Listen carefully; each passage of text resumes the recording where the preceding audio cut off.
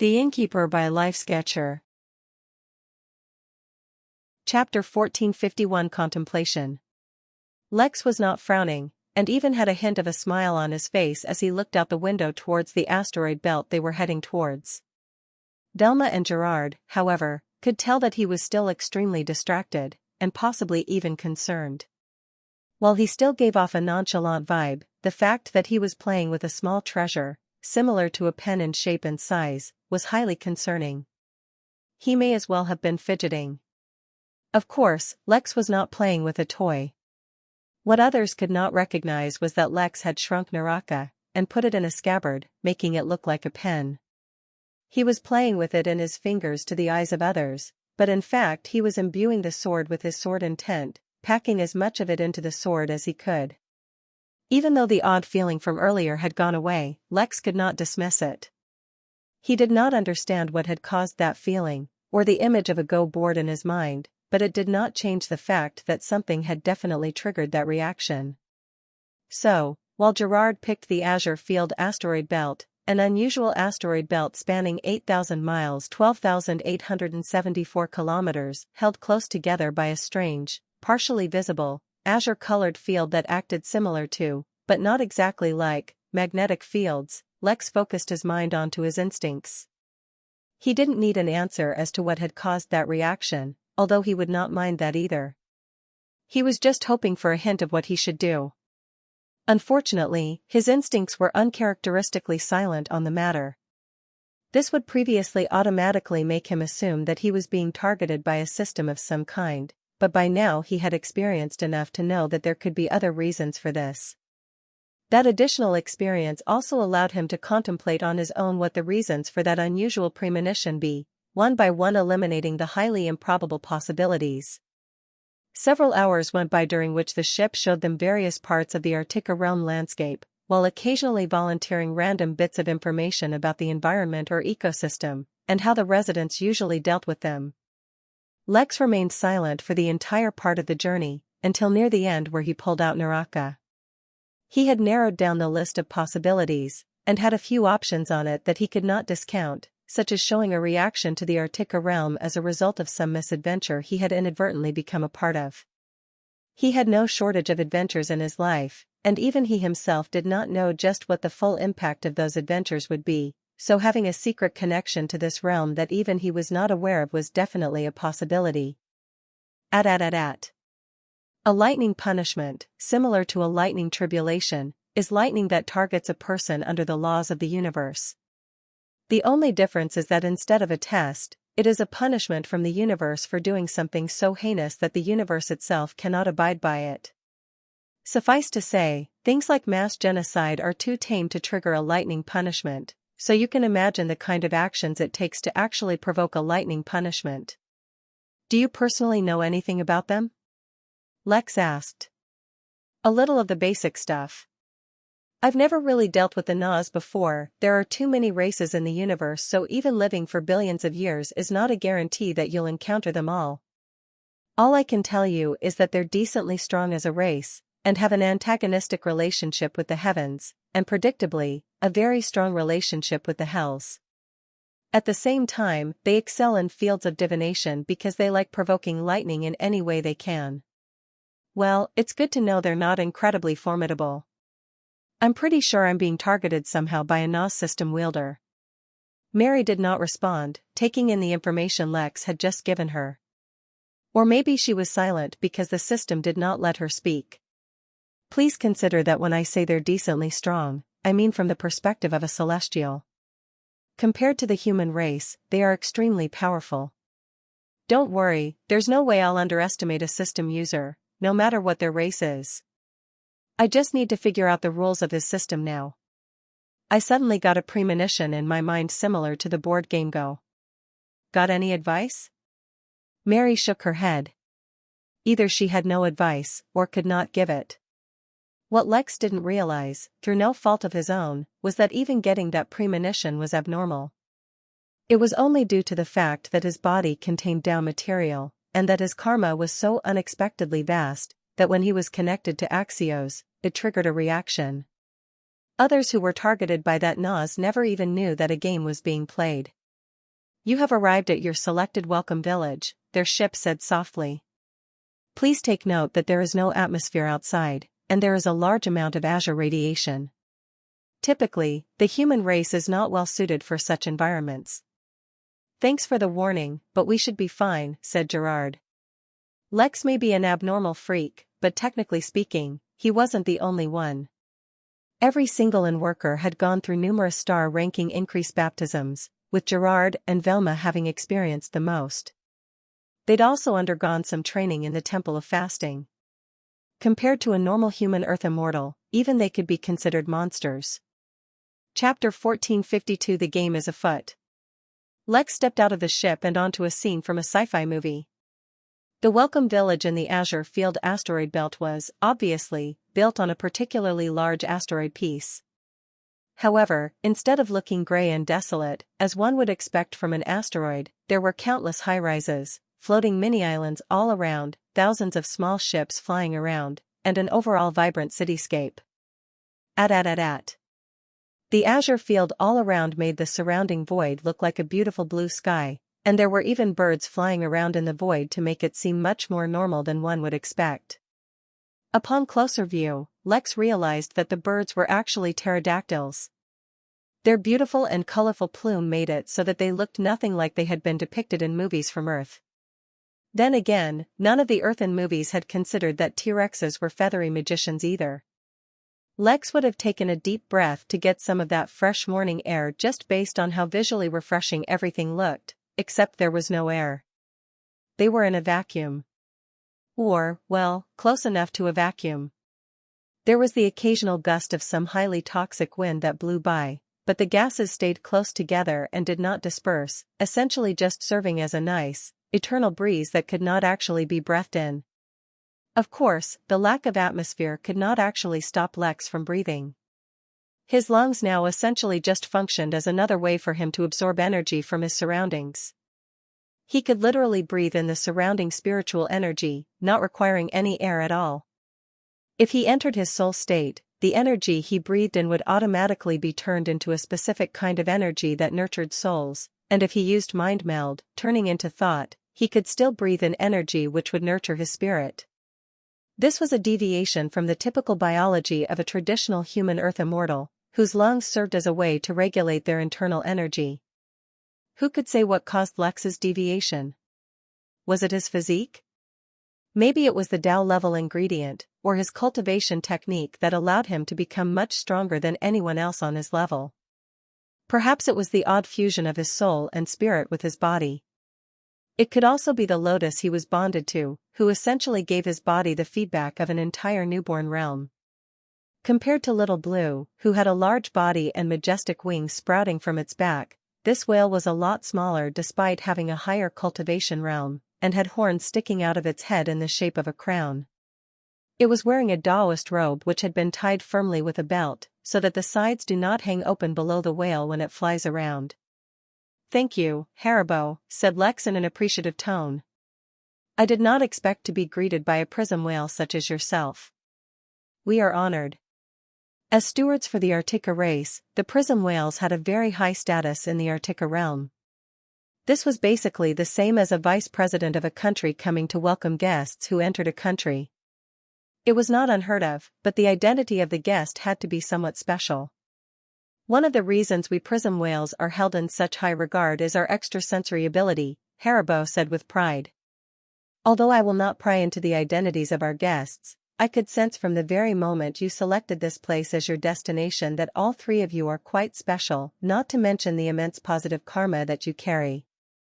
The Artica race holds in high regard those who practice righteousness and have high moral standards. A special tour has been arranged for you, and if you are willing, an invitation to the Azure Baptism Palace, where a youth of the Artica race is residing. Lex exchanged glances with Gerard and Velma, neither of whom were averse to the idea of meeting the Artica race. "I accept," said Lex, hiding perfectly the sudden change that took place in his mind. Chapter 1453 Worthy Opponent. The moment Lex accepted the invitation, the image of the Go board appeared in his mind again. 3 black pieces of stone, like polished onyx, smooth to the touch, reflecting the faintest gleam of light like a distant moon in the midnight sky, appeared on the board. The first piece was right opposite to the single white piece, as if in direct confrontation, while the other two were each on a higher level. All of a sudden, Lex had gained an advantage in the game that they were playing. But now that he had gained an advantage, Lex became aware of just how fleeting and feeble an advantage he had, for the depth and strategy of this game seemed somewhat beyond the limits of even his impressive mind. With each piece placed on the board, Lex gained a subtle feedback from the board itself. It was not direct information. Instead, it was an incredible subtle feeling, as if hinting him in the general direction of what was going on. The feeling was so subtle, in fact, that Lex suspected he would not have noticed it at all if he weren't consciously on the lookout for anything unusual. The mental image of the board itself was the greatest hint he had, which allowed him to start dissecting what was happening and contemplating how to respond. Otherwise, it would have taken him an extremely long period of time, where possibly hundreds of pieces would have already been placed on the board to even notice its existence. As for the hints given to him by the pieces, Lex would need to actually meditate on them to discover what they indicated. There were a few things, however, that he had confirmed. First, this was absolutely not a friendly game, and its purpose was direct subjugation of the loser, worse even than granting the loser death. Whoever lost would become the winner's slave, truly and completely, with not a shred of hesitation or doubt in their minds. It was as if the very purpose of the loser's existence, from the very beginning, was to serve the winner. Suddenly, another black piece appeared on the board, this one carrying a hint of sword intent. Then, another piece appeared on the highest board, this one carrying a hint of Lex's tenet. With each piece, Lex gained a deeper understanding and more clues. He decided to accept the challenge of the board, and defeat his opponent on his own playing field, confronting him in challenge for supremacy where his opponent was strongest. This personification of his tenet allowed his tenet to break through as well, thus the bead on the highest level. But the reason it was on the highest level was not just because it was resultant from a breakthrough in his tenet. Instead, the bead was laced with Lex's intention, which was to declare his challenge to the opponent in an open and aboveboard manner. That single bead was a declaration that Lex had realized that a game was afoot, and that he would play to win. Haribo, who had been talking and introducing the asteroid belt to the three of them, paused and turned to look at Lex. His aura had undergone a subtle change, becoming more regal and like that of a sovereign. Such a slight change remained undetected by others, including Gerard and Velma, but the prism whales were especially sensitive to such things. Haribo did not comment on the change, however, and continued on as he was previously. It was as if nothing had happened at all. Elsewhere in the Artica realm, Axios paused his sentence. He had been talking to the other Nas in the ship with him, discussing the details of their plan, but something much more important grabbed all his attention. He received a special kind of quest, triggered by the change on the board.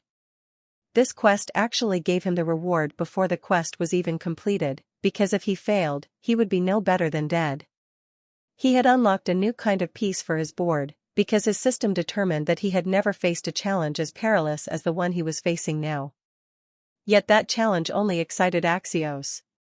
Only a strong foe was worthy of defeating. This human really was someone worthy of causing his energy shard to react. Chapter 1454 Radiation. The asteroid field was actually quite interesting, and the energy-rich atmosphere gave birth to many unique plants and creatures that could only exist within the azure field, which were interesting to interact with. Since the field acted similar to a magnetic field, but for materials other than metals, it created a unique opportunity where various minerals could be used to achieve amazing effects. The energy consumption for the cities within the asteroid field was also negligible, for they had a spiritual energy version of generators. Using a few kinds of rocks that could easily be found within the Artica realm, the generators could use the influence of the field to generate spiritual energy the way generators on Earth created electricity. Of course, the engines within those generators were slightly more complex than the combustion engines used on Earth, and made use of some advanced formations. As such, creating them was expensive, but once they were made, they could be used for a very long time. Lex only appreciated the novelty of the environment, but Gerard was falling in love with it. Since the fuel for those engines was so cheap, it basically created an environment where common ships could have engines as powerful as large space travel ships, the kind that traveled between star systems. The asteroid belt was nowhere near large enough to actually make use of such powerful engines, but it did give birth to a unique type of racing which involved ships that could, for a split second, experience a massive burst of speed. Such incredible speed bursts, despite their short duration, were incredibly dangerous and difficult to utilize because of the numerous asteroids which were constantly in motion within the belt. Yet that is exactly what made those races unique and interesting, and that is exactly what attracted Gerard to them. To be clear, even having a mind as quick and powerful as an immortal's did not necessarily help with the race, since it was not their own bodies they were controlling, but the ships. One had to have perfect control and understanding over the ship's maneuverability and reaction speed to make use of it. The asteroid belt was, naturally, not just limited to a single recreational activity. Immortal cultivators had a great demand for entertainment, even more than mortals. Most cultivators would give first preference to cultivation, but not everyone's journey was as smooth as Lex's. Lacking the necessary materials to support their own cultivation, or limited by their own innate ability, or perhaps the level of their cultivation technique, most cultivators would eventually reach a point of diminishing returns. Unless they could find a treasure to supplement their cultivation, it would be pointless to continuously strive. Prior to the immortal realm, cultivators would be more desperate, and would not waste their mental energy on entertainment. There were exceptions, but this was the general trend. Haribo, who seemed to have anticipated the response, merely nodded, and put on a protective suit himself. It wasn't much to look at, and appeared to be a simple hazmat suit. Yet its effectiveness became apparent the moment they entered the palace. Haribo remained relaxed and floating, while the three of them suddenly stopped after taking the first step in. The inside of the palace seemed tinted in a deep blue due to the concentrated azure field. But much more significant than that was that the previously soothing radiation that Lex could easily ignore actually started to prickle his skin, and it even started to cause a rash. This small reaction should not be underestimated. Lex had always been better at defense than anything else, and his defense was heavily augmented by his countless opportunities. Even the dragon scale of a dragon in the same realm as him could not match the toughness of his skin. A dragon was already much stronger than most other beings, the general defense of an earth immortal dragon sufficient to tolerate a few attacks by a heavenly immortal. Lex closed his eyes and observed how deeply his body was being affected. At a visible rate, a red rash was spreading across his body, while the muscles and fat in his body close to his skin began to break down. His blood showed signs of boiling, but as it went deeper into his body it returned to normal. The effects of the radiation did not penetrate deep into his body, staying close to the skin. His brain was in danger, but the radiation could not penetrate through his skull, while his eyes due to their mutation were stronger than the rest of his body and thus resisted the radiation without trouble. But this was only the situation for now. Long-term exposure would start to affect his body at a deeper level once the condition of his skin deteriorated greatly. That was, naturally, considering if he did nothing about it. He began channeling his cultivation technique, and felt it beginning to strengthen him. For any significant effect, Lex would need to cultivate in this environment for months, possibly even years. It couldn't be helped. Strengthening his body without growing through a major realm would now be a very slow process because of how strong he already was. But at least Lex could be certain that he wouldn't suffer any significant harm in the short term, especially with his body actively getting used to the environment. Compared to Lex, Gerard was not as relaxed. Unlike Lex, he did not suffer any rash, mainly because he was manipulating the surrounding energy, keeping it from even touching him. But that was obviously easier said than done. He was under a great strain, and had even started to use his bloodline to channel the energy through his suit. Surprisingly, Delma was the most relaxed of the three. Since the radiation in the surroundings was passive, and did not have any intent to harm behind it, it was easily converted using her technique. She was actively converting the radiation, turning it instead into information. Now, the technique she was making was to help her learn the secrets of anyone who attacked her by siphoning away the energy of their attacks. She had no use for the information the radiation was providing her, but at least it was good to know it worked. Chapter 1455 Teenager. Once he was sure that all of them had gotten used to the concentrated azure field within the palace, Lex took a step forward. Just as he anticipated, the concentration of the field grew stronger after a single step, thus increasing the spread of his rash, and would continue to get stronger until they reached the very center of the palace. He did not know if this was meant to be some kind of test to see how far they could come, or if they would opt for the easier option of the hazmat suit, but he personally had no intentions of stopping. Since the danger wasn't immediate, and the damage wasn't permanent, he was more than willing to use this as an opportunity to train. It was because Lex never let an opportunity to grow stronger pass him by that he had accumulated so many advantages.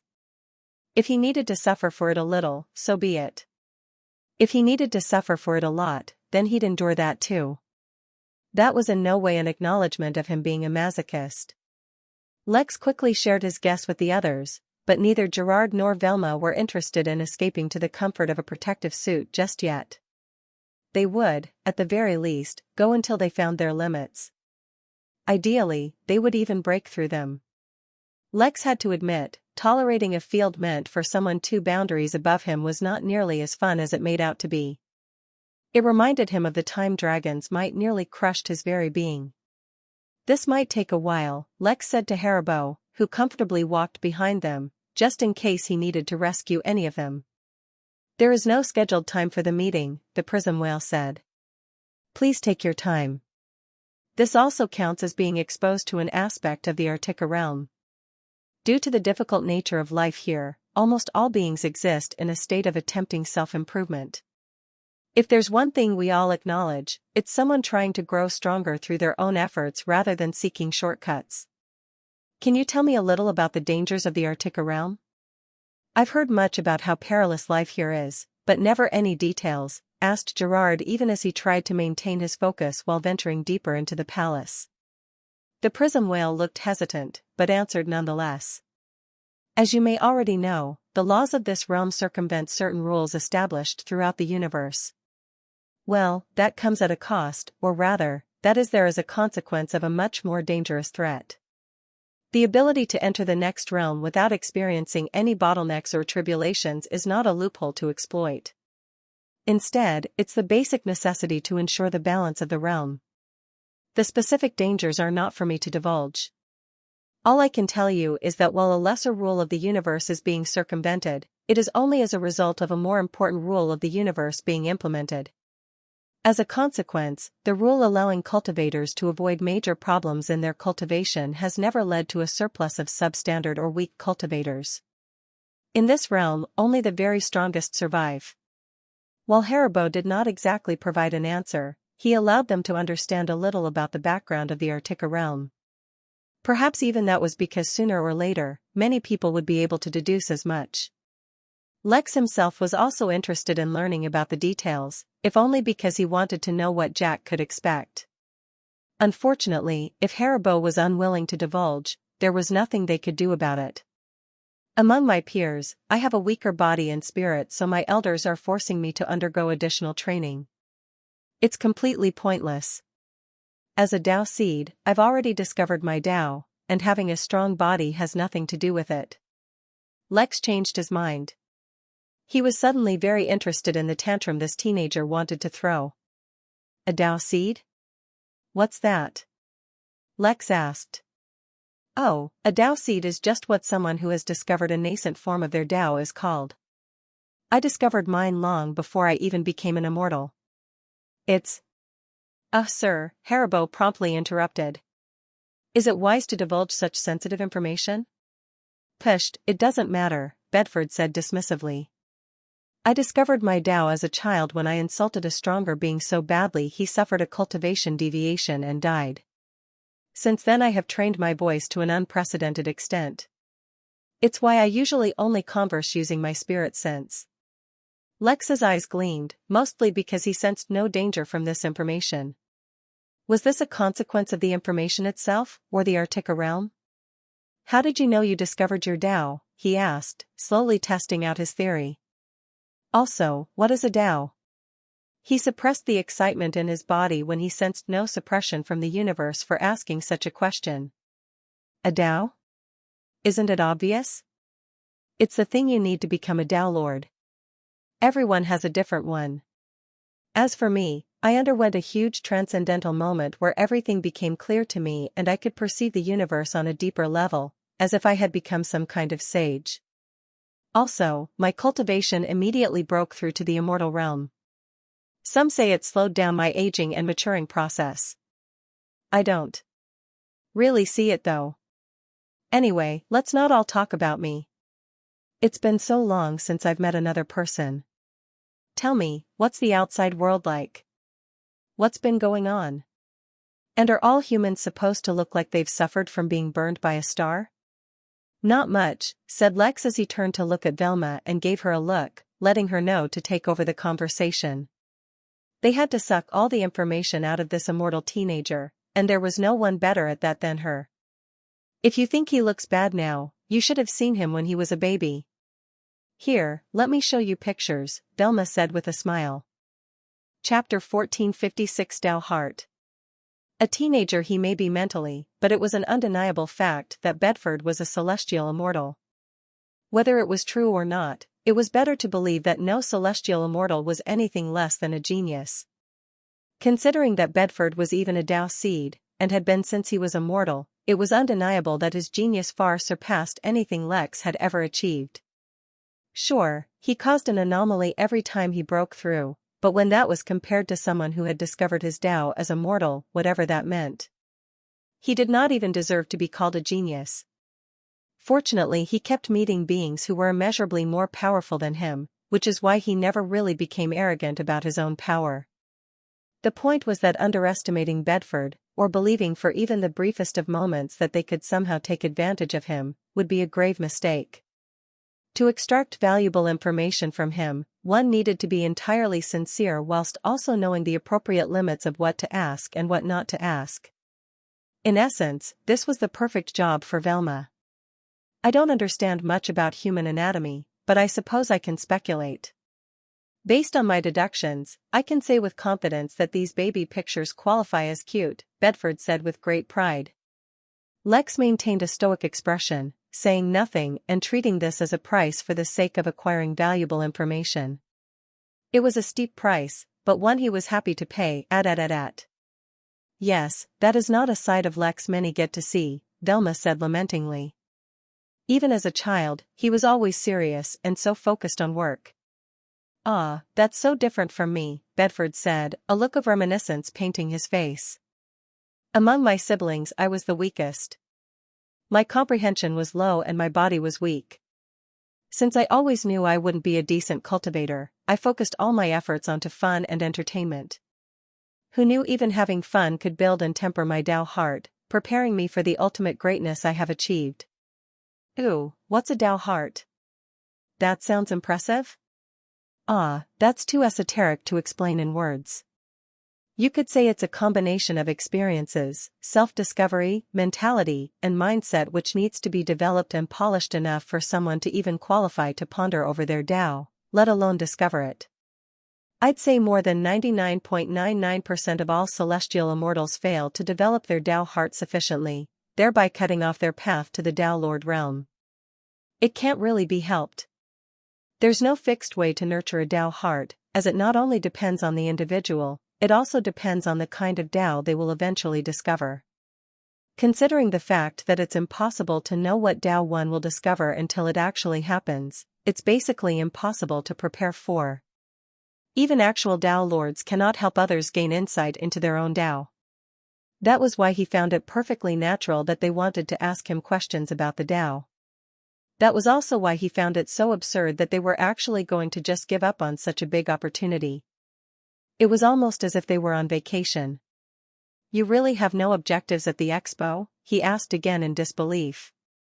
He felt like maybe they were just being modest, although his senses confirmed otherwise. Well, if I really had to say anything, it would be for my date to go well, said Lex. I asked out another participant on a date, so I should see her soon. I just hope I can find something interesting to do. Bedford suddenly raised his head and looked at Lex with great admiration. Only a true warrior can pursue his heart's desire, ignoring the temptations of treasure and wealth for it. I like your style. Let me give you a few ideas for a decent date.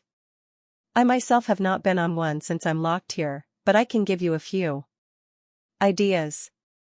As it turned out, despite lacking experience, Bedford had some really good ideas, which caused Lex some pain. He wanted the date to go well, but he also didn't want to pull out all the stops since he was only meeting her to extract information from her. What if the date went too well and they started to like each other? No, he better stay away from the more romantic ideas. Lex stated that he wanted a simpler date. Honestly, he would have opted for racing, but that would cause them to spend too much time alone instead of with each other.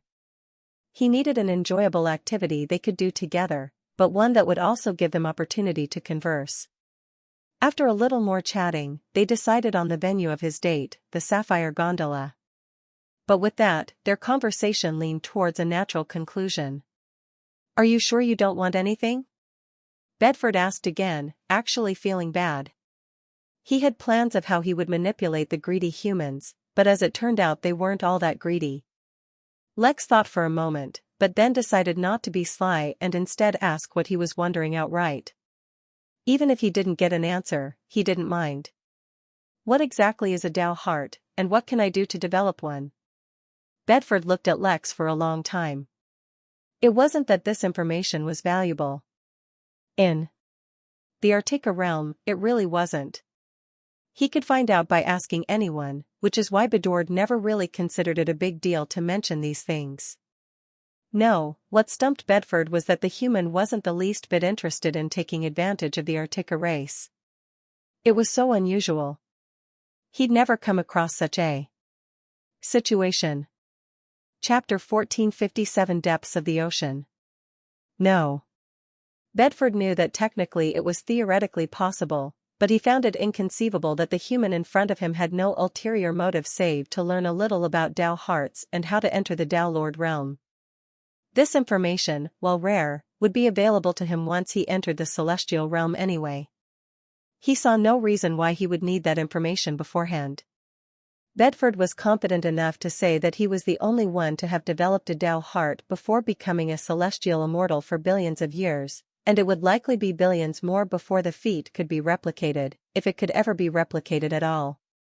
Norms existed for a reason, and just wanting to go against them was not enough to actually make it happen. That was common sense, and anyone who could become an immortal should at least know that much. As such, he refused to believe that Lex had no other interests in mind. To be clear, he had no problem with the human having ulterior motives, but being unable to detect them was a separate issue entirely. As such, he decided to try something else.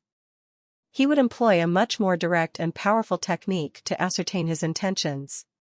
Even if I wanted to, I can give you no clear guidance on how to develop your Tao heart. This is not the same as tempering your mind to endure a heart demon, or a mind tribulation, or something along those lines. The most direct and easy way is to raise your cultivation up until the celestial realm. Beyond that, just live your life and put yourself through as many new and unique situations as you can. In what the Tao heart is, I can guide you even less. You needed to even qualify to understand your Tao. However, if you really wish for it, I can give you an impression of what it's like.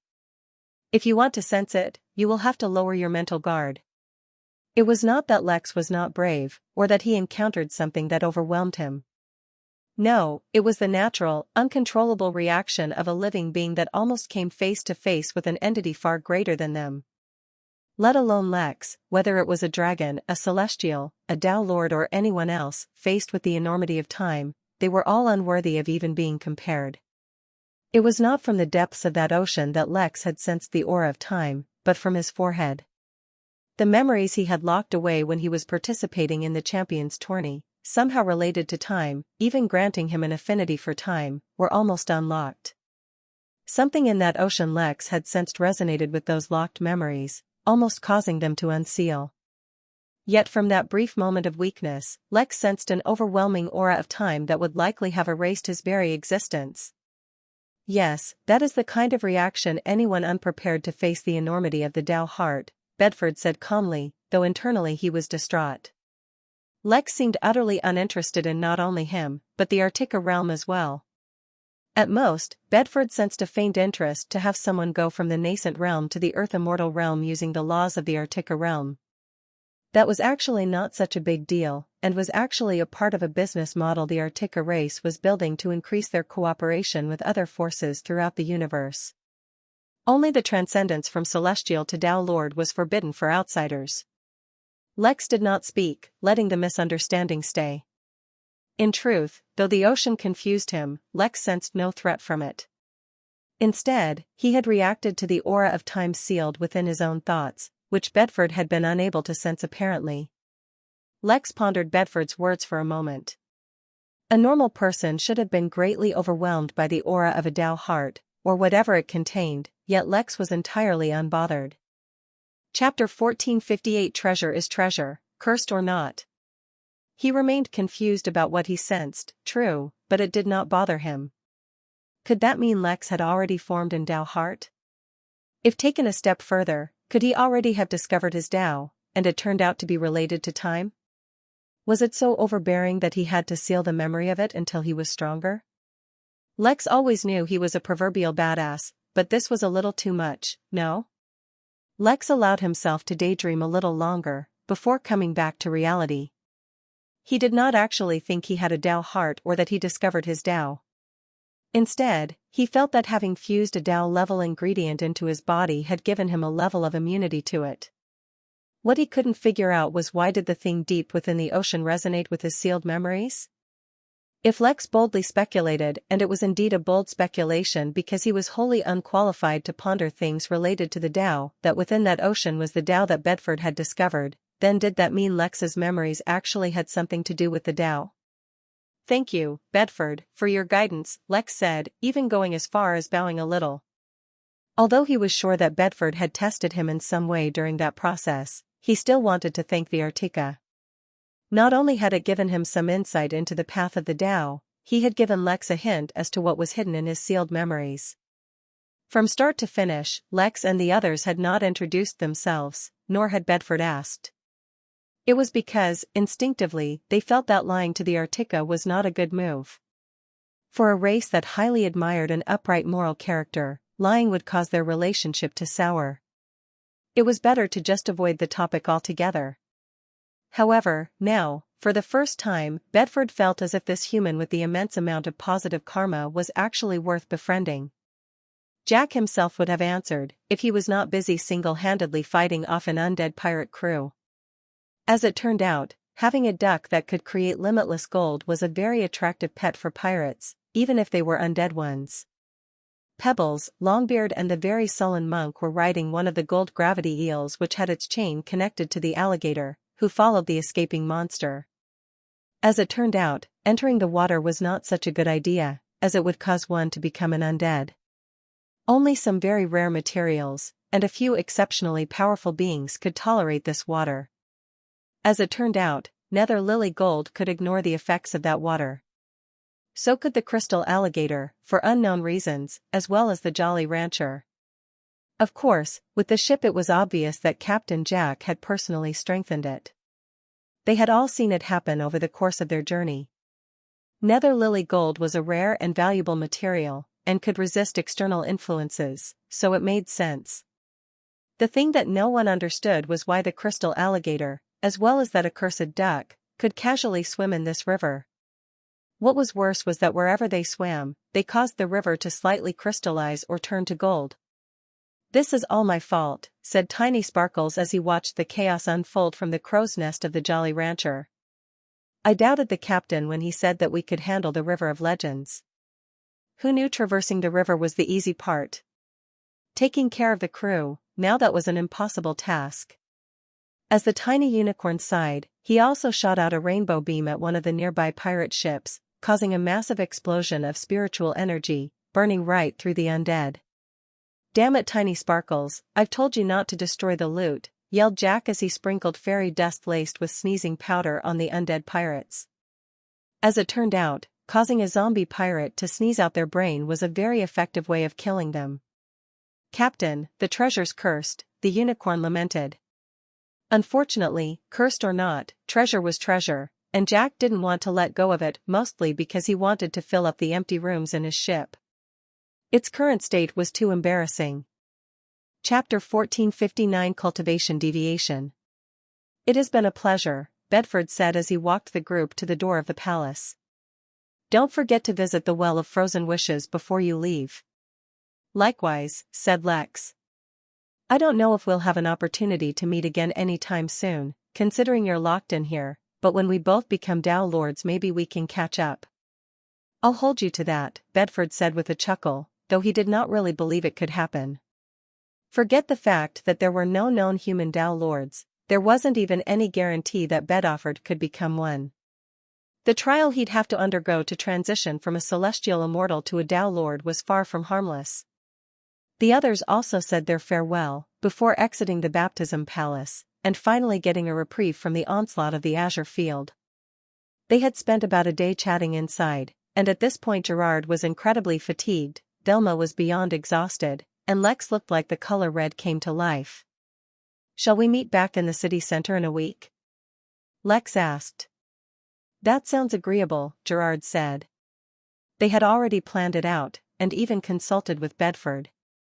After leaving the palace they all needed a rest, but what should they do after that? Lex was going to go on a date, but Gerard wanted to race and Velma wanted to explore. So they decided to split up, and meet once more when they were ready to leave the realm. The Well of Frozen Wishes was something Bedford strongly recommended they try out. It was a naturally occurring phenomenon in the Arctica realm, similar to an underworld, except instead of souls, it collected unfulfilled wishes of dead warriors. They could apparently get an immense reward for completing one of those wishes, though the first time would yield the greatest reward. Beyond that, Bedford had shared a few other interesting facts about the realm, and also mentioned some cultural tips so that they don't accidentally offend the locals. For reasons Lex could not comprehend at all, the color red was considered extremely offensive, and wearing anything red while meeting someone would be as bad as going up to someone and spitting in their face. Considering that none of them wore red, it hardly mattered. He just found it oddly curious. Velma and Gerard went towards a hotel to grab a good night's sleep while Lex went towards a cultivation chamber. Even though Lex was no longer in the origin realm, the aura of the sword came from the deity of tribal warfare, Azalo. It attacked Lex with all the ferocity associated with its originating deity, and began to wreak havoc within his soul where it resided. Lex reacted immediately, only to discover that his actions seemed subdued to an extent. The most effective and direct way to combat the sword aura was his own sword intent, but as Lex tried to control it he discovered that his control over it had deteriorated by exactly 50%. That included the intensity of the sword intent, its swiftness, its sharpness, its precision, and every other aspect of it. In fact, while Lex controlled his sword intent, every other aspect of himself was also reduced by 50%. This attack was insidious, and if Lex's soul hadn't been especially durable, having a rampant sword aura wreaking havoc inside his soul might have been enough to kill or, at the very least, cripple him. This was especially because ordinarily, those who pursued sword intent were swordsmen, and their intent was their strongest weapon. If there was something wrong with it, they would have limited tools available to regain control of it. Fortunately, that was not the case. The list of abilities Lex had was immense, and he could choose any one of them. So naturally, he drew Naraka and chose to face this threat with sword intent alone. This was not even about supremacy and acting in accord with his tenet. Instead, it was about pride, the little that Lex had. His mind, soul, and body were his foremost domain. He did not even let his system, his strongest asset, influence those three, so how could he let some feeble aura left behind by a deity inside another realm influence him? As for that Nas, Lex acknowledged that this was a good move. He would respond to him as well, just as soon as he understood more about the board. But first, the sword aura. You have been a guest in my soul long enough, Lex's voice echoed inside his soul. But unlike the Midnight Inn, there's no pro bono stuff going on here. It's time to pay. Lex's body turned into the soul state, and with him so too did Naraka. It had been a long time since the sword tasted victory against a formidable foe. The aura of a distant deity would have to suffice for now. Lex's body slowly lost shape, turning instead into an indistinct floating orb, while inside of himself began an ultimate clash. Even with every aspect of himself weakened by 50%, Lex's momentum did not shy away in front of that of the sword aura. With Naraka in hand, Lex clashed against it, using only his sword and sword intent. He used none of the strength of his soul, nor any other advantages he boasted. The reason he hadn't eliminated the aura himself by now was because his sword intent wasn't of a high enough level. Well now, he would do just that with an even-weather sword intent, using only his inhumane tenacity to keep going. This would become his crucible, and he would come out of it a stronger swordsman. Chapter 1460 Rook. War. War never changed. Except for when it did. The current war Lex was embroiled in was fought within his soul, against a foe that was actually just the remnant aura of a sword dipped in the blood of a deity. That didn't exactly fit the normal archetype that wars were fought in. Then again, the premise was the same. Kill the enemy, and try not to die while doing it. Aura, despite sometimes seeming like it, was never a solid thing. Instead, aura influenced various aspects of perception, and sometimes actual reality, to demonstrate its various applications. Yet the clash between his waning sword intent and the rising sword aura felt very physical. Sword intent was not an external thing. It was very much linked to Lex's own abilities, fueled by his comprehension of the intent and strengthened by both the power of his spirit and his soul, oddly leaving his actual physical strength out of the equation. That meant that even as his sword intent was being drained, Lex could recreate it for his own use as long as he had the energy to spare. Eventually though, either his soul or spirit, or maybe even both would get drained. For now, though, it would hold. It was fortunate, because brute force would not work unless he used more of his abilities, which he was being too stubborn to do. That meant he needed to hold off long enough till he came up with a solution.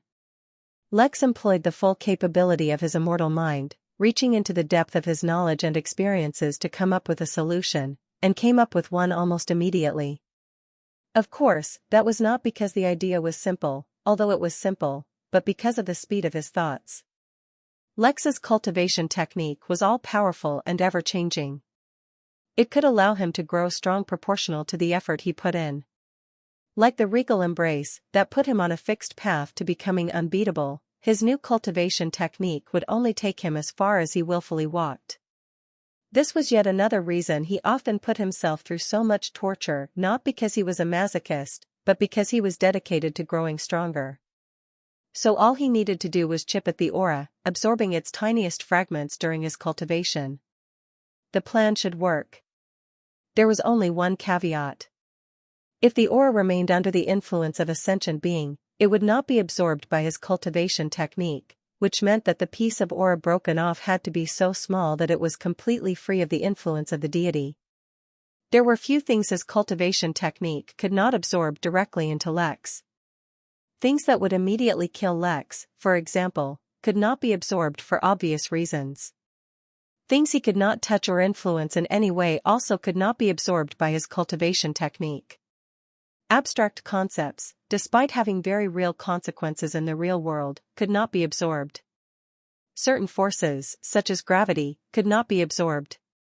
Oh, also certain laws that were beyond his comprehension and understanding, like karma, or time, or death, and life. It was rare for Lex to become exhausted even before he became an immortal, yet now he was reaching a point of exhaustion even his cultivation technique could not help him with. Dark circles were forming under his eyes, and his well-proportioned body started to seem frail, yet he did not stop. A billion times he clashed against the sword, whittling it down with nothing save his weakened sword intent except that it was not so weak anymore.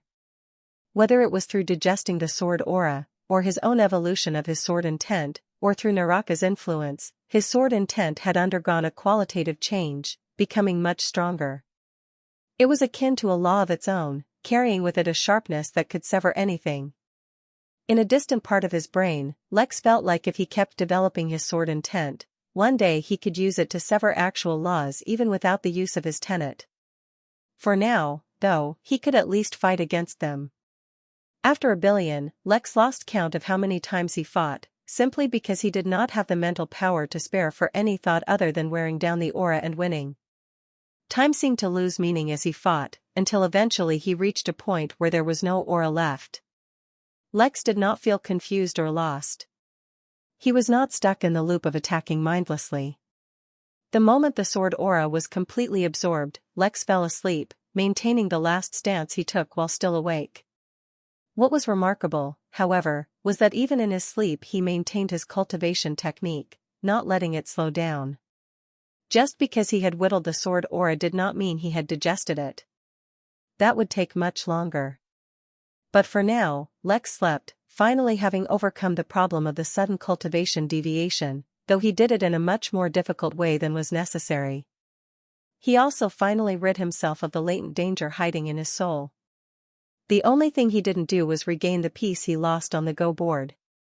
There, the rook still proudly stood over the remains of Lex's black bead. Elsewhere in the Artica realm, Axios looked towards the board with interest. He got a distinct feeling when the trial was over, and since the game was continuing it seemed like his opponent hadn't suffered a tremendous loss. At the very least, he'd tested out his newest piece, and his opponent had lost a single piece on the board. For now that was not a big deal, but as their game progressed, the presence or absence of a single bead could change the entire outcome of the game. It was unfortunate that the rook piece had such a tremendous price and a long cooldown. He got a feeling that if he had put down a bunch of them at once, the game would have been over right then and there. Chapter 1461 Higher Studies I. Lex slept for over 2 days, consumed by his exhaustion and overexertion. When he woke up, a high-pitched sound sang in his ear while a minor headache had gripped his head. It was unusual for a malady to affect him so long, so the first thing he did was to investigate. As it turned out, the effects of the rook had not completely elapsed yet, though they were slowly fading. The high-pitched noise was not from his ears ringing, but was a wail from his sword intent which was plagued by lethargy. Although it was no longer weakened by as much as 50%, it was still taking time to return to its normal peak. Similarly, the headache was not because he was ill, but because the digestion of the sword aura had been artificially slowed down since even his sword intent's growth speed had been artificially reduced. When it finally returned to normal, and absorbed all the additional insight he had harnessed from the sword aura, the headache would vanish. Yet Lex felt unsatisfied with the situation. He was not afraid of that nose himself, but the implications of the rook piece were many. Unless he himself figured out a way to place other pieces, if that was even possible, he'd be forced to use only the simple pieces which could result in a vicious attack from the rook piece.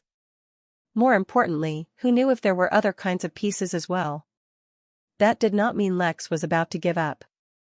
It did, however, mean that he needed to be a lot more selective in how he placed pieces. Of the pieces he had placed, the one with the sword intent had the biggest chance of disaster happening due to the sword aura hiding within his body. He could only assume that the opponent had some way to determine which one of the pieces had the greatest vulnerability and targeted it. In the future every piece he placed had to be calculated lest it be used against him. The second, and much more difficult and unfeasible way that Lex had come up with was to gain an understanding of karmic laws. It need not be a detailed understanding. He just needed enough to know how to use it, how to hide it, and how to set a trap using it. But learning about karma was easier said than done. He let out a deep sigh and got up, cracking his back as he did. He wrote a small letter on a piece of paper, folded it up like a paper airplane, and then threw it out into the air. The letter vanished from sight, heading towards Misha.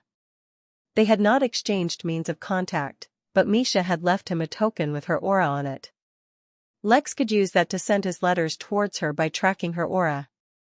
Of course, if Lex tried to do something malicious by tracking her aura it would fail, for the token had its own precautionary measures embedded into it. He had asked her out finally, requesting to meet her in the azure field in the next few days if she was free. Now he just needed to wait for her response, and then he could organize something. Until then, Lex had something else in mind. Part of the expo's point was to demonstrate to the universe the culture and lifestyle of the Artica realm. This was not a random move, for without understanding the Artica realm, allies would not know what behavior was beneficial and what was frowned upon. Chapter 1462 Higher Studies 2. A part of that included a demonstration of the Artica race education system. Much like the rest of the universe, the Artica realm had organizations, schools, sects, and more, but what was different was their modus operandi. Unlike the rest of the universe, where each organization or sect had their own individual movies, such as growing stronger, gaining access to more resources, or to support the founding family or person, things worked differently here. In the Artica realm, as long as a person displayed the minimum level of competency required, they were free to join any and all forms of school or educational facility, and gain detailed guidance on the cultivation path. In fact, it was not limited to just cultivation. Whether it was something like vocational training, science, technology, treasure manufacturing, gardening, or anything useful and productive, all of them could be openly pursued as one proved that they were worth teaching in that certain field. The education would be completely sponsored by the Artica race. Such an approach almost made it seem like this was the perfect society, and that the Artica race was baiting others to join them. There was just one flaw in that theory: the Artica race was actively trying to prevent outsiders from coming in. They absolutely were not interested in having others become a permanent part of their realm, so there was no need to attract anyone here. In truth, the explanation given for such a system had already been given. It was yet another protective measure to ensure the continued growth of the realm in the face of a devastating foe. By now, Lex was no longer interested in the actual danger that the Artica race kept teasing. If they wanted to share, then they would reveal what the danger was.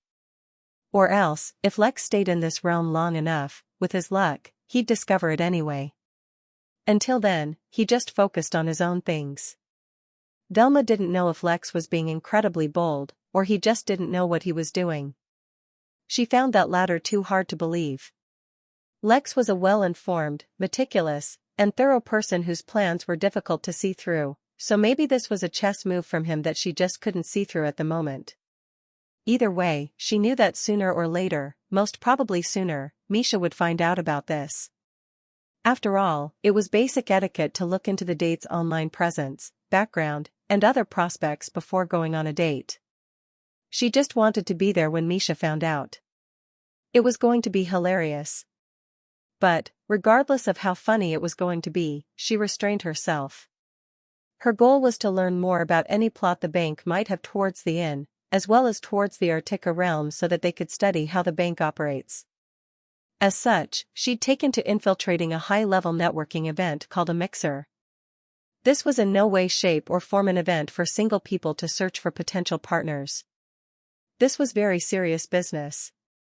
As proof of her claim, when she arrived at the mixer, she saw a number of sunset tigers, and all of them seemed to be here to meet a single person. Mira, who was Bagheera's girlfriend as well as a sunset tiger, was not among the group. Now, Velma was absolutely not one to eavesdrop on others' conversations. Yet if people were careless about their communication, and she accidentally overheard their entire conversation and learned all of their plans, then she couldn't really be held accountable. This was especially because the person they were meeting was not actually meeting them in their capacity as members of the bank, but as members of a high-ranking feline beast subrace. It seemed that there was talk of an alliance by marriage, just that the bride in that marriage had not been selected yet. As it turned out, Mira was one of the suggested candidates. Velma wondered if Mira herself was aware of this. She grinned as mischief twinkled in her eyes. Chapter 1463 Contractual Karma. Lex wore a strange expression on his face as he read the document in his hand. Then he looked all around himself, and then looked back at the document in his hand. What he was holding was a very barebones, generic contract that encompassed the basic expectations a cultivator may have towards their primary spouse. What is this? Lex asked the teacher sitting at the head of the class, almost concerned that he had fallen into an illusion conjured by some strange piece on the go board. It was truly too insidious. The first lesson, answered the teacher, a beast in the shape of a swallow. We will study the karma between a couple who signed the most basic of marriage contracts, whether it be an actual contract or a verbal one. Intention matters more than writing things down with karma. Then, we will progressively study more complex contracts and agreements. The entire class will take 50 hours, since this is only a brief overview of what we normally teach students. Lex looked back down at the contract. Then he looked back up. Was this really happening? He supposed it was. Lex sighed, and then put down the contract before picking up another booklet which introduced the basic trends of cultivator relationships as witnessed and recorded in the Artica realm. As far as private relationships went, there were no established rules, and as long as one did not break the basic laws of the realm, there was no one to dictate how one must behave. Even then, certain patterns and trends appeared, and all of them had been summarized in this booklet. The most basic, yet most common relationship was between one being with a high cultivation level and talent, and another with a lower cultivation as well as talent. Their relationship could be characterized to be the most similar to the so-called traditional marriages back on Earth, with a breadwinner and a homemaker. Of course, instead of the roles being dictated by gender, they were dictated by cultivation level. The person with higher cultivation level was often more than open to supporting the other, whether it was in terms of protection or resources, while the other provided their loyalty and whatever else they could. It was not exactly as transactional as Lex was making it sound. Various aspects dictated such relationships, with emotions just being one of them, but that was the gist of it. But while this kind of relationship was most common, it was also extremely common in such situations for the cultivator with the higher level to have a primary spouse, followed by any number of secondary spouses as dictated by their power and their means. Lex personally found polygamy to be messy and troublesome, but it could not be denied that it was very prevalent in many societies. Also, in relationships mostly based on power rather than emotion, the dynamic was vastly different, and polygamy a lot more acceptable. Then, the most popular relationship type was that of the Taoist couple, though it had nothing to do with Tao lords. Instead, they were two equally talented, or at the very least two highly talented cultivators who either develop a strong emotional bond, or strong cooperative relationship and vow to spend their lives together, both pursuing a higher realm. Maybe he could come up with the technique himself, but first he had to learn the basics. Even Pel, the heavenly immortal dragon, knew a number of weak karma techniques, but he did not specialize in them, hence his knowledge in the subject was shallow. This was because using karma was a field in which talent mattered a lot more than others. Even immortals, with the advantage of an infinite life, would eventually hit a point of diminishing returns, making deep study into the field unworthy. For now, Lex learned about controlling karma through contracts, a powerful yet extremely limited technique. He doubted he could get that Nas to sign a contract with Lex, and it didn't really help with the go board at all. But it was an important first step, and Lex could already see how this would be a very important field for him to master. He could already imagine how useful this would be for him in numerous scenarios. After all, not all contracts had to be signed on a pen and paper. They could take many forms. By the time the 50-hour class was over, Lex hadn't received a response from Misha, which was unexpected. He decided to spend a few more days furthering his study in karma, and if he didn't get a response he'd take the hint and move on. Lex paused. He and Misha had a verbal agreement, which was not the strongest form of a contract, but it still was one. That meant that between them, there was the karma of a contract. Lex had no intention of doing anything to her with it, but he thought it would be interesting to study his own contractual karma and deepen his insight into the field. He rented another cultivation room and began practicing the basic version of the technique he'd bought for immortals. While he understood it almost immediately, that was only at the basic level. He'd need to study and contemplate it for a long time before he could truly master it to a satisfying degree, so he got to work. The process was so interesting that Lex barely felt the days pass him by, the value of a few hours and days seemingly vanishing during a single study session. It was only when the 7-day deadline he'd set to meet with Gerard and Velma came up that he reluctantly stopped. Misha still hadn't responded yet, so he just shrugged and decided to forget about it. Just out of curiosity, though, he took a look at his own contract-related karma. Almost immediately, he wished he hadn't. Chapter 1464 Mastermind Lex. The difficulty and complexity of karma was without question, or else even Tao Lords would not be struggling with it. As such, even though Lex received a technique to look at karma, it was a highly specified type of karma. Even in that technique, Lex was far from a master, but it was enough to get started.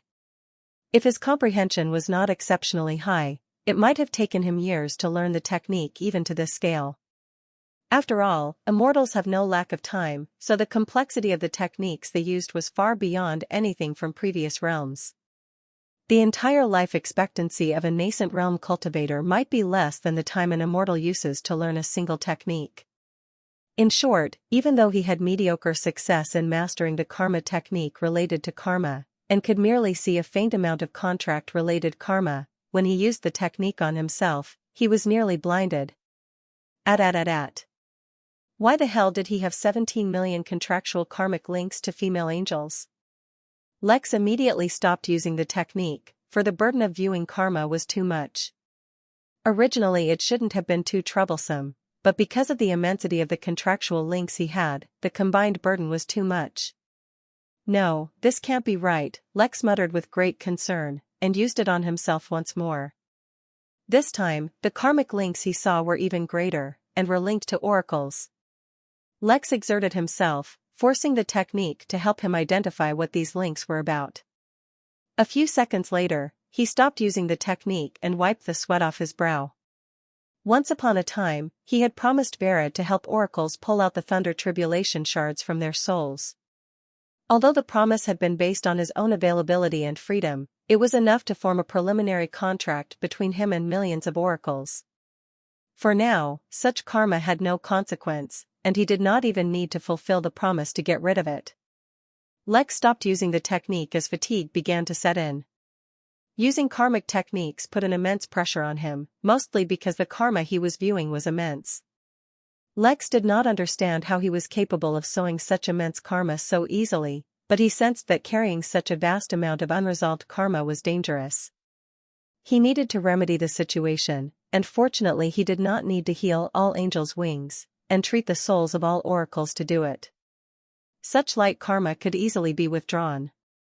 Though there would be repercussions, considering how light the karma was, it should be manageable for him. In fact, the higher his cultivation level was, the greater his threshold for tolerating karma. But considering he already had too much karma, it was best not to make any rash decisions. He should handle things one at a time, starting from the lightest karma. No, wait. Considering the immense karma he already carried, the positive outcome far outweighed the negative. He had time to spare, so he should focus on studying karma first. There was nothing wrong with this. The Innkeeper had a reputation for his mastery of karma, so it only made sense for Lex to have an interest in it. With that, Lex concluded his little experiment and quickly departed from his temporary cultivation cave. He was already late for his meetup with Gerard and Velma, so he hopped on top of Naraka, and flew through the vacuum of space, back towards the Azure asteroid field. He could have just teleported over, but long-distance teleportations had been forbidden for guests. The Artika race probably wanted to prevent anyone from ending up somewhere outside of the designated zone. Lex arrived at his destination much quicker than if he got in a taxi, but found his two companions already waiting for him. He was just about to apologize for being late, but when they turned to look at him their eyes were filled with pity, which confused him. "What's wrong? What happened?" Lex asked.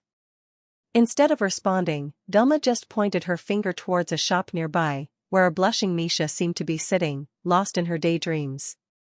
"Did you need to be so blatant in entering a karma class for couples right after asking her out? For the last few days the poor girl has been going through a series of mini panic attacks, uncertain of how to respond," said Gerard. You, my friend, have made the classic mistake of moving too quickly in your relationship. In your case, you moved too quickly before even entering a relationship. No, wait, that's not happened. Lex suddenly exclaimed. I wanted to learn about karma and that was the closest class available. I didn't think much about it. Lex looked sincere in his claims, but Velma just rolled her eyes. You need to work on your acting, Lex. You could have sold the fact that you were learning karma if you didn't win a distinction in your 50-hour class, earning recognition for stellar performance, and having your picture published in the local newspaper. You clearly wanted her to know you were taking your class. Sometimes, your plan, no matter how well thought out, will fail if others can detect that you planned it out. Lex was stumped. What plan? What distinction? What was she talking about? Chapter 1465 Charming. Lex was confused, right up until Velma showed him the newspaper.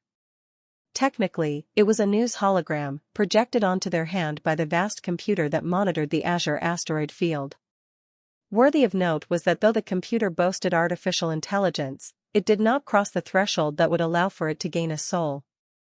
This was, strictly speaking, still a provocation to the AI race, but no one could tell the Artica race what to do in their own realm.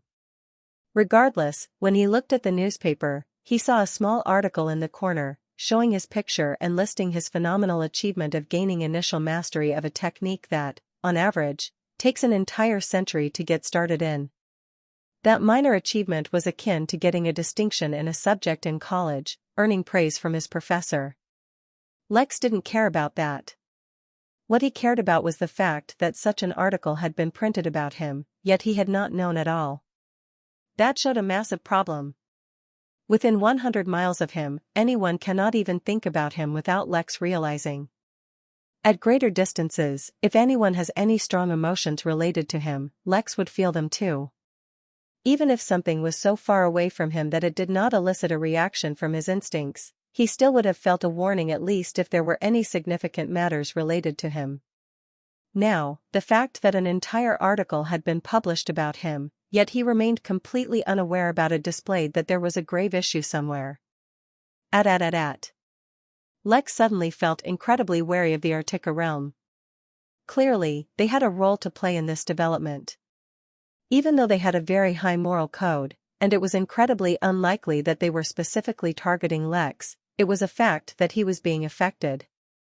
Don't worry about Misha, I'll explain things to her and clear the air, Lex said with a soft smile as he looked at her. At least some of his abilities were still working, because from Misha he could detect all kinds of hidden information. Even being a heavenly immortal, she could not hide her inner thoughts and intentions from Lex. After all, he was adept at reading people's thoughts and emotions. As it happened, just as Lex spoke, Misha turned to look out the window of the cafe where she sat, and spotted Lex. The elf froze, panic and embarrassment clearly painted on her face. It was a little cute. Or maybe Lex thought that because he had a thing for redheads. He waved at her, and approached her. I didn't think I'd see you again considering I didn't get a response from you, Lex said as he pulled up a chair and sat opposite to her, smiling warmly. I believe there might have been a small misunderstanding between us. This side of you is very different from when you were arm wrestling me, daring me to be worthy of courting you. It was just a game. Besides, I didn't think you'd actually win. I was trying to humble you. Whatever do you mean? I am the humblest person around. Misha rolled her eyes, her shyness fading as Lex cracked a lame joke and returned to some semblance of normalcy. Very humble, sure. I can tell from your proud expression in the picture next to your distinction announcement about how humble you are. I had no hand in that picture, Lex declared openly. If you knew me better, you'd know that I'm a down-to-earth person who stays in his lane and does not cause trouble. Somehow that's exactly the impression you give off, Misha said sarcastically as she rolled her eyes. I must say, I'm surprised you found that picture so quickly, said Lex, not responding to her sarcasm.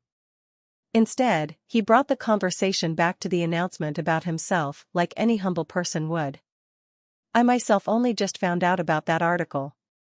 Well, you can't blame a woman for looking into the man asking her out, Misha said, her voice once again weak and sympathetic. It was such a stark difference from her earlier bravado when they first met. Lex had to say, she was taking the damsel routine a little far. Oh? How interesting. Actually, I also tried looking into you a bit, but found nothing. I'm curious to see what you found out about me. Misha's eyes flashed, as she sensed a subtle change in Lex's tone. It was still soft and polite, but it lacked a certain element of teasing that it had earlier. The tone and the words didn't match, which only meant that his intentions were changing, and her strategy wasn't working effectively. Before she could answer, however, Lex leaned back in his chair and continued to speak.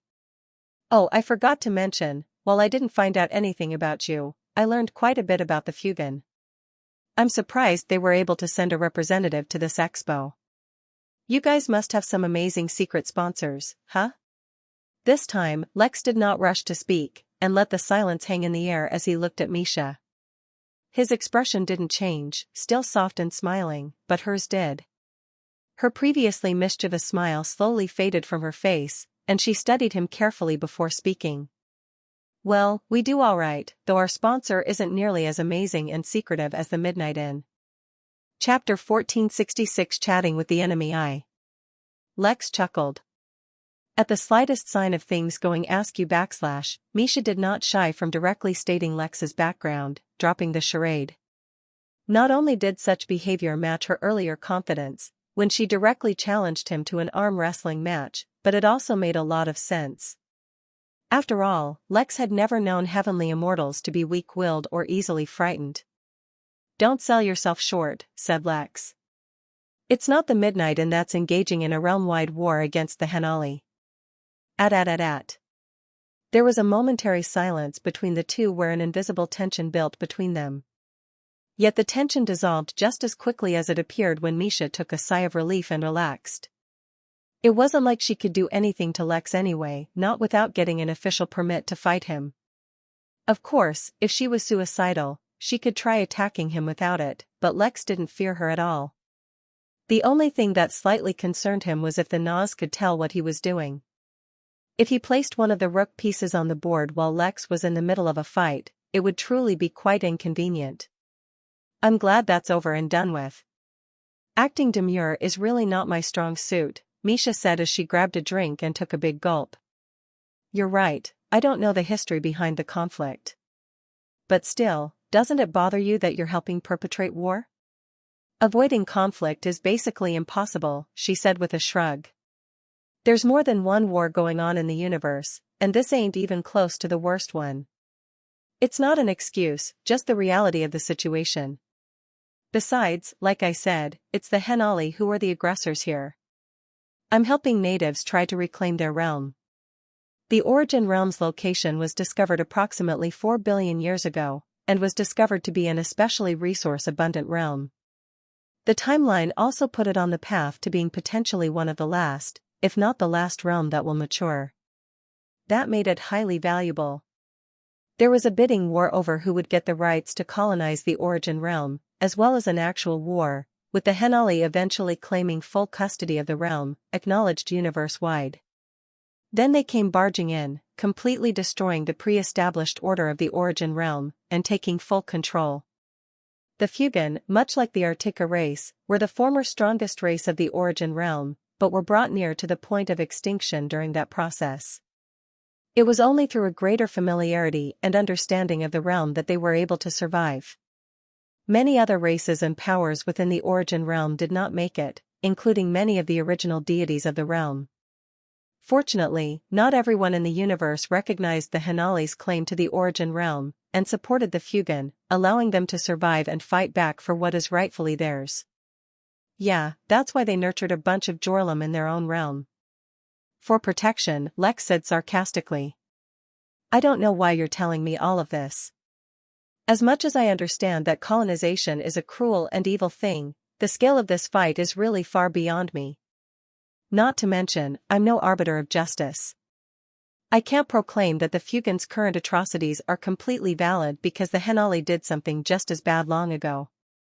Chapter 1467 Chatting with the Enemy 2. Don't sell yourself short, Lex. You've done more harm to the Fuegan's agenda in just the past year alone than the Henali have in centuries, and that was without the Innkeeper directly taking action, as far as I understand it.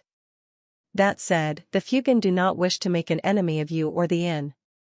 Lex shook his head. The Midnight Inn is neutral as far as these things are concerned. They barely participated in the conflict, and even that was merely at the behest of the rulers of the realm. As soon as that was concluded, the Inn left the origin realm so that no one could use any moral high ground to force them into any conflicts. The Innkeeper just wants to run his Inn without bothering with whatever happens outside of it. As far as my own involvement is concerned, since you're so well informed, I'm sure you already know that I was practically forced into the conflict. I believe it was one of your allies who went out of their way to target my siblings. Why would I have cared about a fight that had nothing to do with me if no one had pulled me into it? I can see you have a bad impression of the Fuegan, and very good reason for it too. But that doesn't mean that things have to stay that way, right? The orders I've been given are just to make contact with you and try to see if we can salvage our relationship. Besides, it's not like I was trying to trick you or anything. I told you my background up front the very first day we met, so it's not like we're trying to trick you or anything. Misha held up her arms helplessly, as if to show that she hadn't really tried anything funny. I don't mind at all. As long as you guys tell me clearly where Damien is, and give me a full detail of everything he did in the Origin realm so I can tie up some loose ends, I don't mind trying to give this relationship a new start. Lex resisted the urge to groan, for he could see the Inn getting dragged into universal politics already. It was quite unfortunate that the Inn's modus operandi stated that no guest was to be turned away as long as they did not break rules. Again, I cannot speak for the Innkeeper. But generally, as long as someone does not break the rules of the Inn, there is no reason that they would be turned away, or brought to any harm. That is excellent news, she said, wearing a bright smile. I must admit, once I heard of the Inn, I was really tempted to go there myself. The scale and power of its teleportation features are completely unheard of. Actually, for the upcoming period, universal teleportations are going to be suspended, Lex said with a hint of regret in his voice, though he couldn't wait for it to finally happen. Even within the Origin realm, teleportation features are going to be strictly limited. I expect this won't last too long, a few centuries at most. After that, the Inn should resume its business of accepting and welcoming guests from across the universe. A few centuries doesn't sound so bad. Just enough for a quick nap once this expo is over. I'll look forward to seeing you there, then. Lex smiled, and took a sip of his own drink as he pondered what to ask.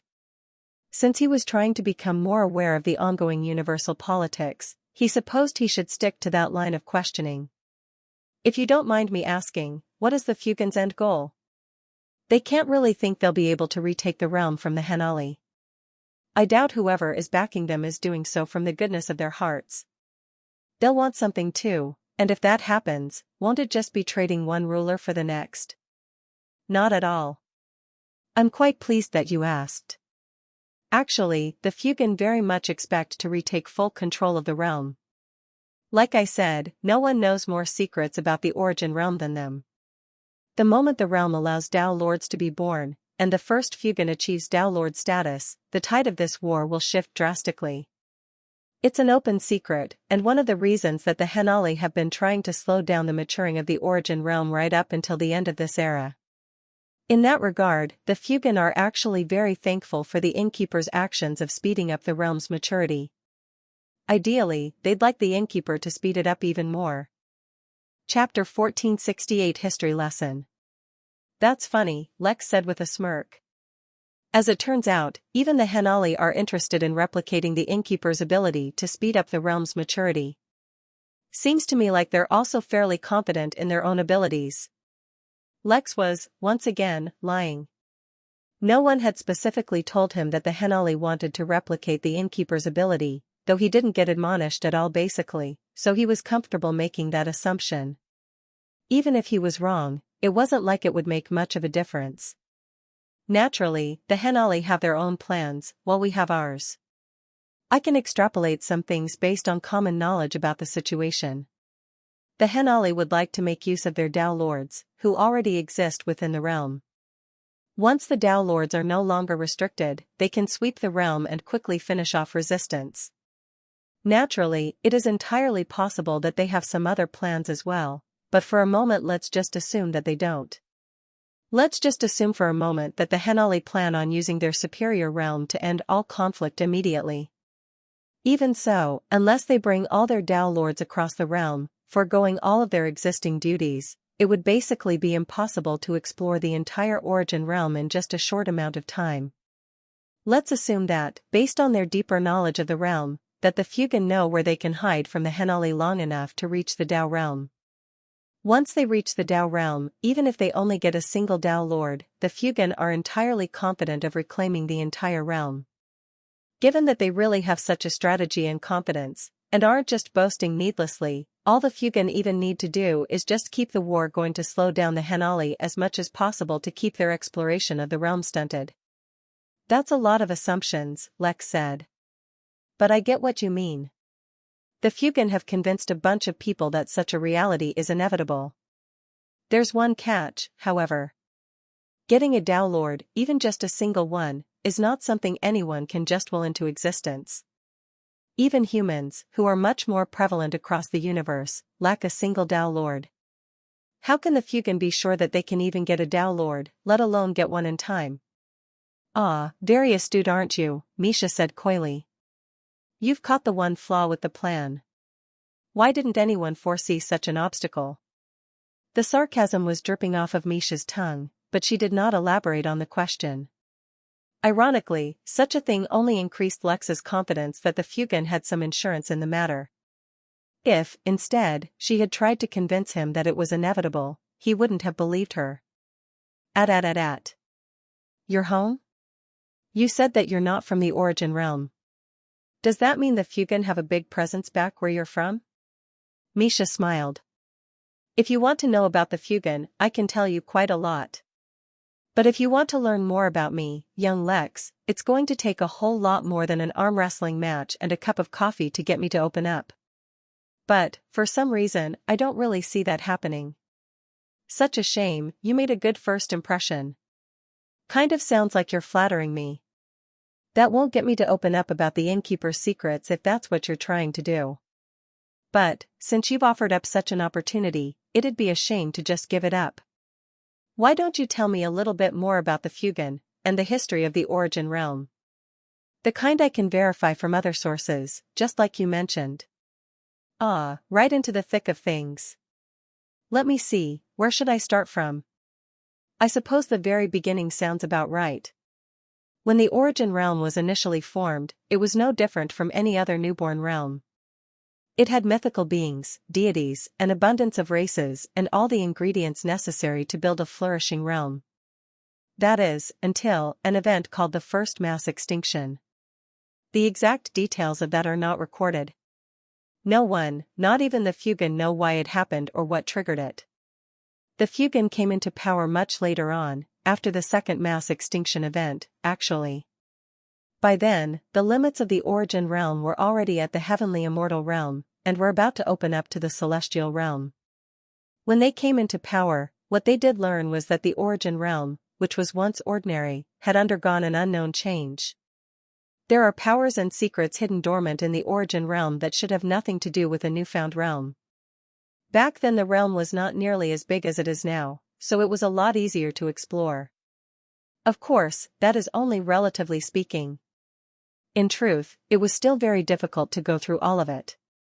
Thus, the Fugen initiated their first great undertaking, taking the first step towards becoming the eventual rulers of the realm for a very long time.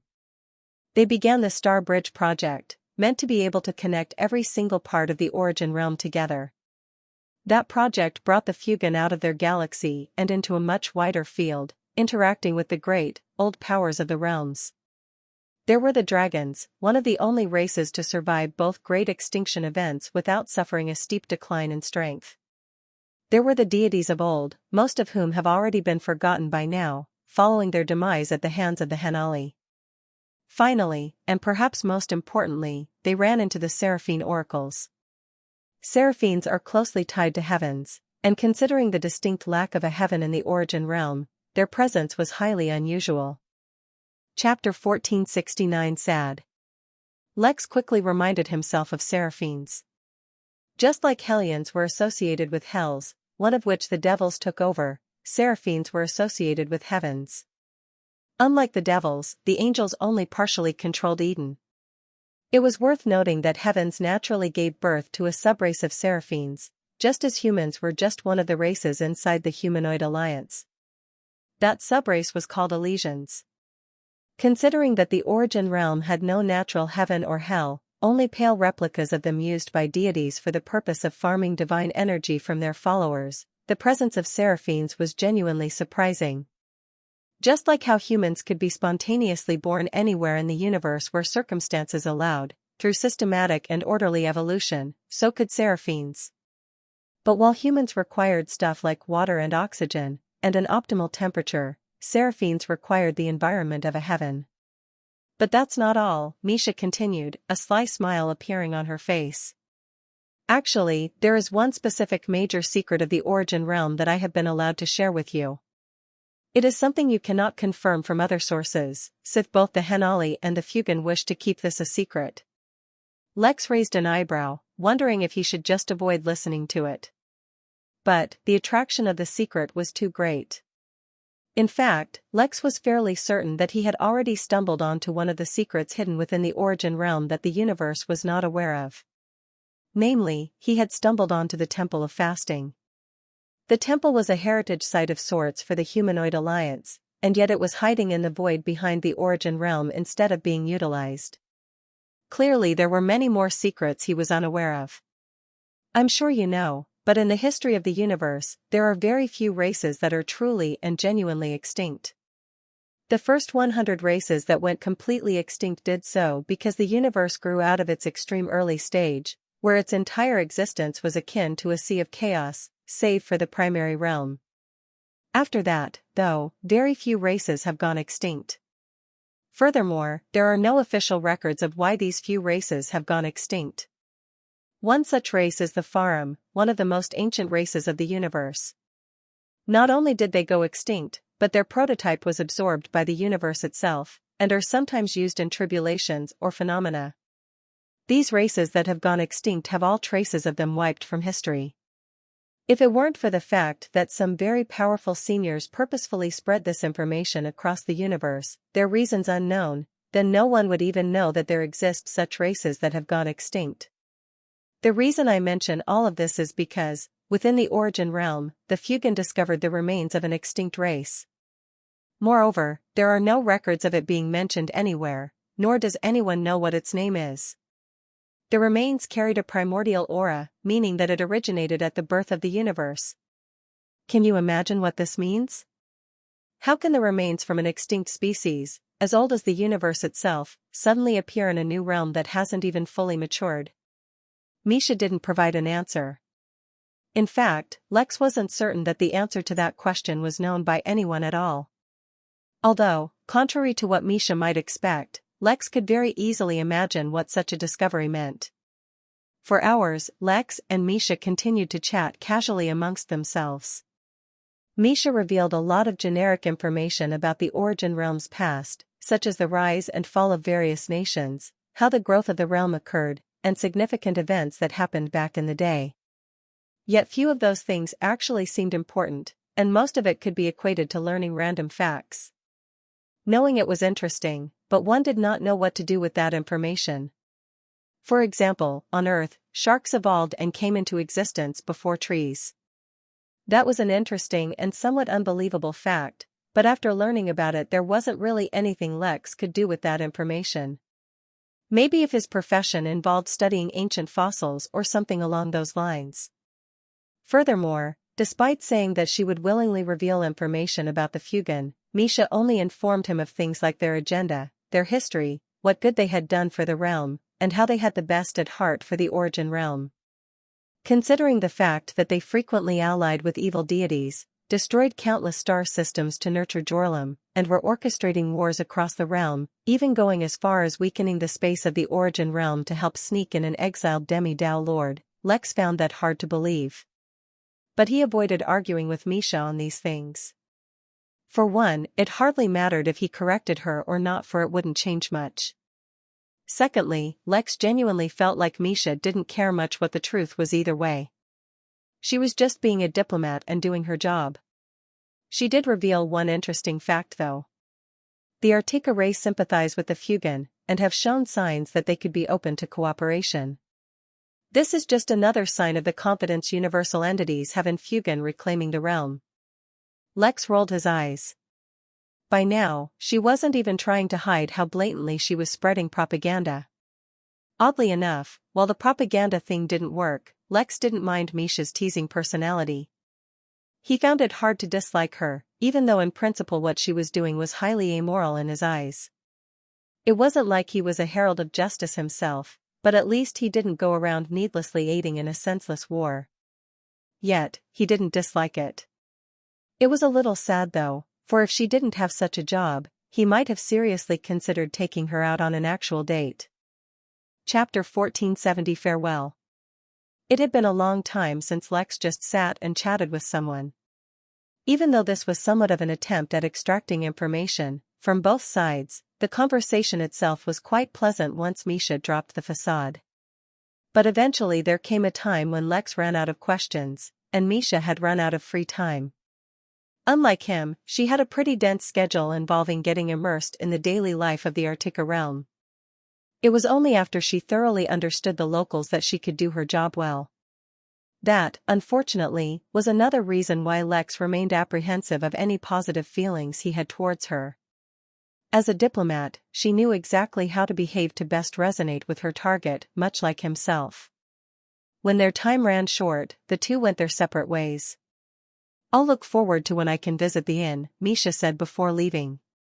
"I'll be sure to let the Fugan know that they can use the inn as long as they obey the rules." "I'll look forward to hosting you when you come," Lex said politely, accepting that he had attracted more trouble for himself. With that, they departed, and Lex promptly returned to Velma and Gerard, who had been putting off their return to wait for him. "Did you learn anything of interest?" Gerard asked once they finally reunited. "Nothing particularly interesting or imminent," Lex said. Misha was never going to reveal all of the Fugan's plans, and the things she did reveal aren't necessarily reliable. She claimed that the Artika race are sympathetic towards the Fugan since they are both natives fighting off external forces. Point noted. Either way, we should take this as an important wake-up call to be more attentive towards all external powers. Even our guests may be secretly setting some traps for us to fall into down the road. We cannot always rely on the Innkeeper to bail us out. It would be best if we detect the issue before it even occurs and take care of it." "I agree with you," said Velma. "That's why I've decided to stay back a little and develop an information network of my own over here. I'll also take some time to learn more about the universe before heading back." Lex rolled his eyes. She may have a good excuse, but he knew she was totally staying to rescue Mira and help her reunite with her panther boyfriend. "Well, if you're staying, do me a favor. Also look into the Nas race for me, specifically someone who looks like this." Lex projected an image of the Nas he remembered seeing, a perfect replica even though they had only glanced at each other. "Who is this?" "A potential enemy?" she asked curiously. "Not a potential one. He has been making some moves in the dark against me, and although I've countered them, I want to learn more about him.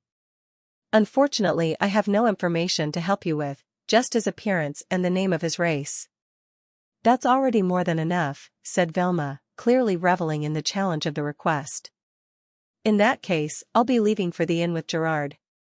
It's just been a few days here, but it's already been much longer at the inn. Take care. It may be some time before we meet again," said Velma, waving at the two as they readied to depart. Gerd also imparted some advice onto the young woman, before taking out a golden key and shattering it, returning to the inn. Lex also pretended to use a key, while returning to the inn manually. At the same time, deep within the Artica realm, a member of the Artica race was suddenly alarmed and looked towards where the two of them had been, but found nothing. He couldn't even trace their destination.